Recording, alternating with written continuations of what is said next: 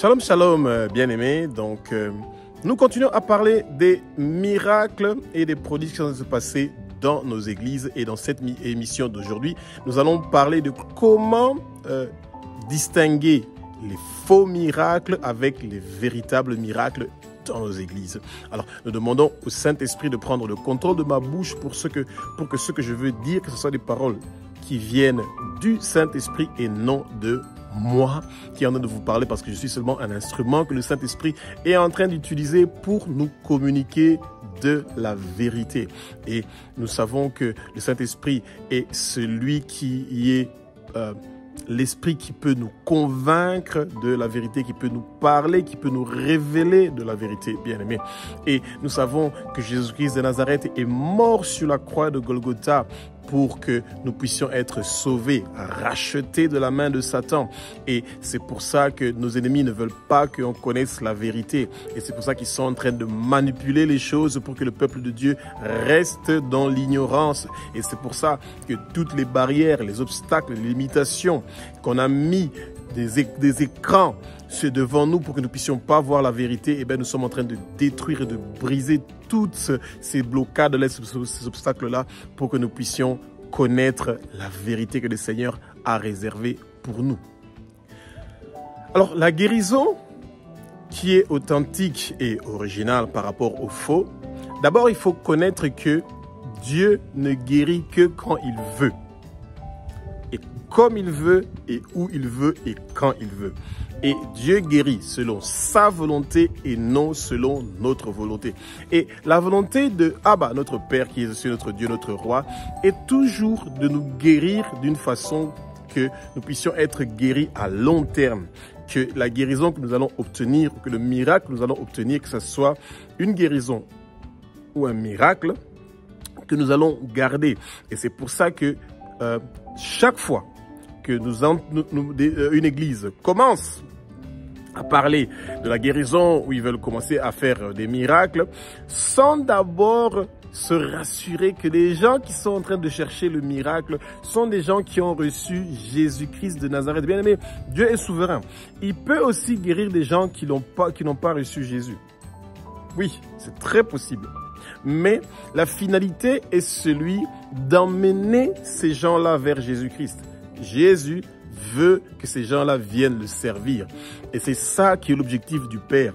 Il vous guérit ou il fait un prodige pour que vous puissiez venir vers lui. Et c'est pour ça que vous allez voir que jamais les hommes de Dieu ne partent par exemple dans les hôpitaux et ils commencent à guérir tout le monde là-bas. Pourtant, tout le monde a besoin de leur guérison. Mais jamais ils vont le faire. Souvent, ils le font dans leurs églises ou dans un environnement où ils commencent à exposer tout, ils commencent à exposer tout dans les téléphones ou dans les caméras. Et c'est quelque chose que le peuple de Dieu doit faire très attention. Que ça devient une histoire d'ego. Que regardez ce que je sais faire, regardez ce que je commence à faire, regardez ce que mon ministère est en train de faire. Et chaque fois, on veut rappeler le peuple de Dieu. Ces choses, nous sommes en train de dire, pas pour critiquer les hommes de Dieu, parce que vous avez entendu, on a parlé du nom de personne, on a parlé d'aucune église, mais on veut seulement réveiller le peuple de Dieu, de faire attention, parce que de vrais miracles, ce sont des miracles qui sont en train de faire glorifier Dieu et non la personne qui est utilisée. Ça veut dire un miracle qui est fait pour que tout le monde dise « Oh, cet homme de Dieu, il est formidable. Les gens disent même, ils vont même plus loin jusqu'à dire « Il fait des miracles ». Eh bien, pendant ce moment-là, ça veut dire que c'est un problème d'ego. C'est la volonté de la personne qui est en train d'être faite. Mais est-ce que ça, c'est un vrai miracle? Eh bien, on commence à avoir des doutes parce qu'un vrai miracle, c'est un miracle qui est fait par le Saint-Esprit et qui veut glorifier le Père. Le Saint-Esprit ne se glorifie jamais.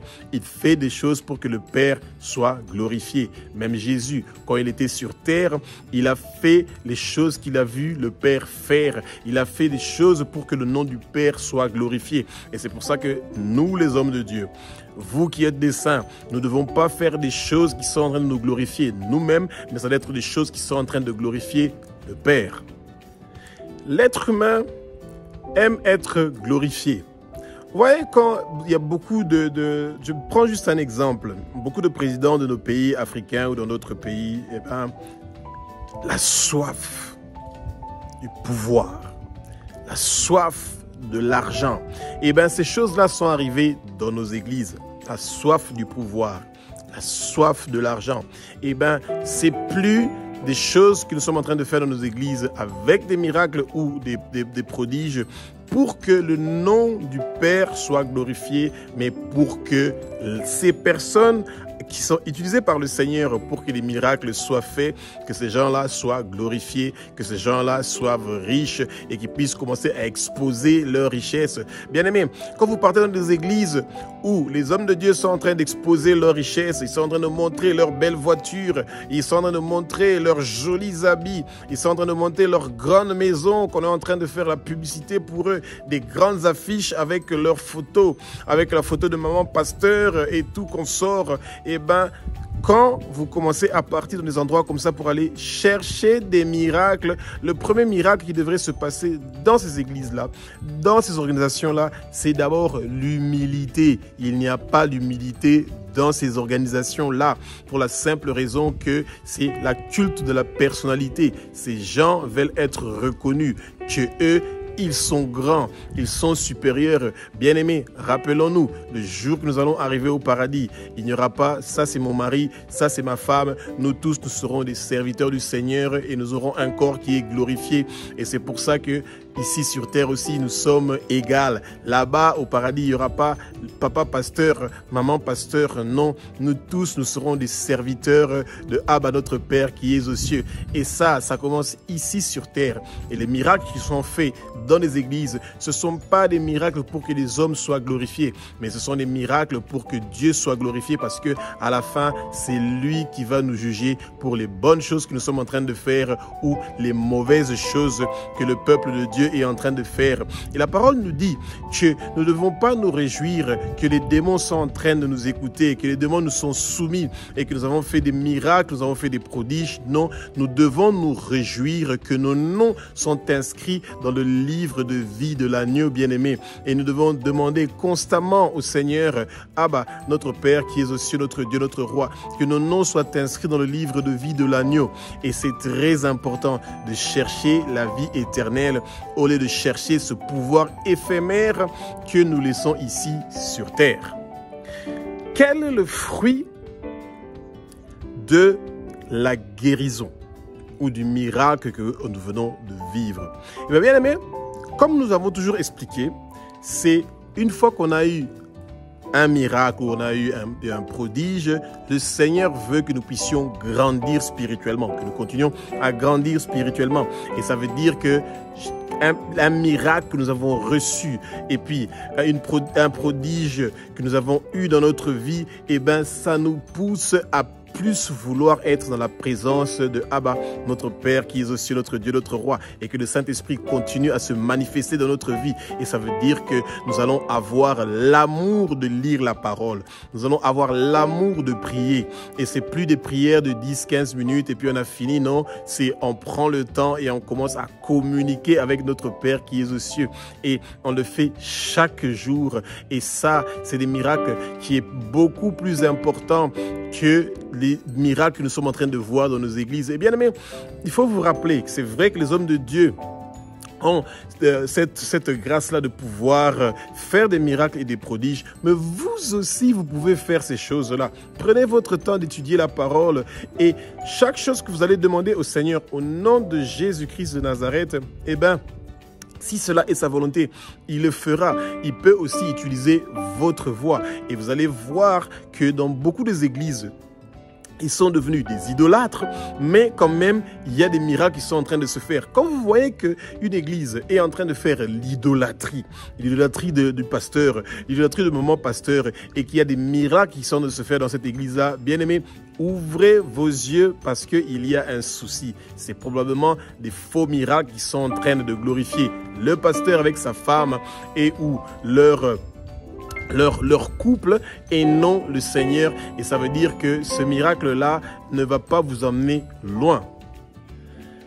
Un véritable miracle est toujours accompagné par un témoignage. Alors, si vous avez bien remarqué, dans beaucoup de nos églises, il n'y a pas de place ou d'espace pour les témoignages. Ça veut dire que beaucoup de gens, quand ils ont eu leur miracle ou ils ont eu leur prodige, eh ben, ils ne viennent plus pour venir témoigner.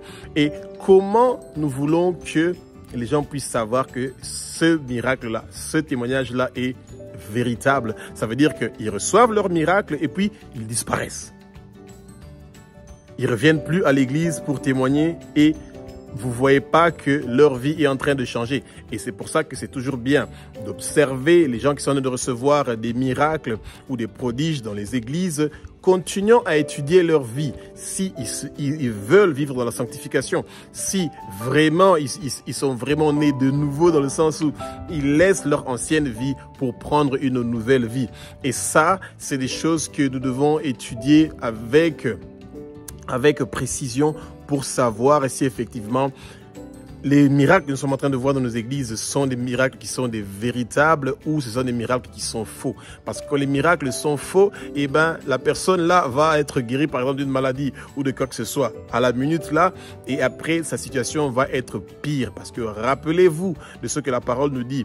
Quand quelqu'un a été possédé par des esprits et que ces esprits-là ont été chassés, eh ben, une fois qu'il rentre, que cet esprit-là rentre et qu'il trouve que la maison a été balayée, il amène cet esprit plus méchant que lui. Ça veut dire que l'état de la personne sera pire que l'état que la personne avait avant que ce miracle-là se fait dans la vie de cette personne-là.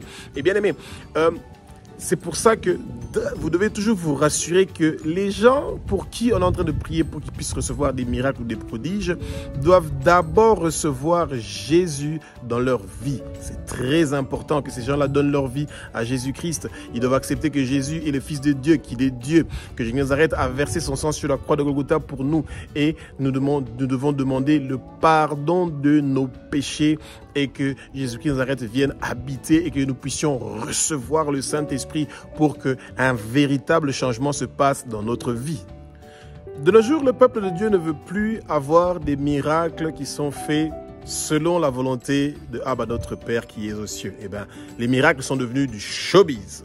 Alors, vous voyez, beaucoup de lumière, un grand podium, des grandes musiques, etc. Pourtant, Dieu est un Dieu qui est souverain. Il peut guérir dans la tranquillité, dans le silence, dans votre chambre, tout comme il peut le faire dans une grande réunion, dans des croisades, etc. Le peuple de Dieu doit se rappeler que Dieu, il est souverain. Il fait les choses à son temps, comme il veut. Et si vous voulez un véritable miracle dans votre vie, eh ben, continuez à demander ce miracle-là jusqu'à ce que vous allez l'obtenir et faire d'église à église, de prophète à prophète pour pouvoir recevoir finalement ce que votre cœur veut. Ça ne va pas vous aider à grande chose. Espérons que nous avons tous appris quelque chose.